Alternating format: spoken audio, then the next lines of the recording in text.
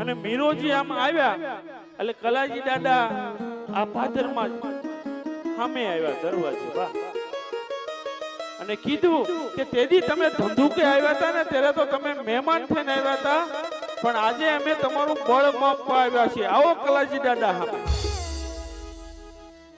અને કલાજી દાદા આવીને ઉભા રહ્યા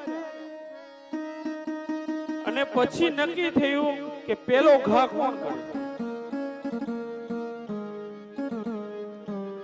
એટલે કલાજી દાદાએ બા કીધું તમે ભલે મારું બળ માપવા આવ્યા, ભલે દુશ્મન થઈને આવ્યા, પણ તમે લુણસરિયાના મહેમાન થઈને આવ્યા છો, પેલો ઘા તમે કરો.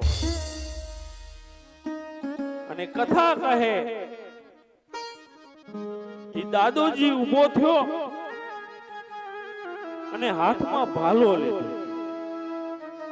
દાદા કલાજી આમ બરાબર સામે ઊભા છે અને એને વિશાળ ભાલો હાથમાં લઈ અને દાદા ઉપર આમ એકદમ તાકાત કરીને માર્યો.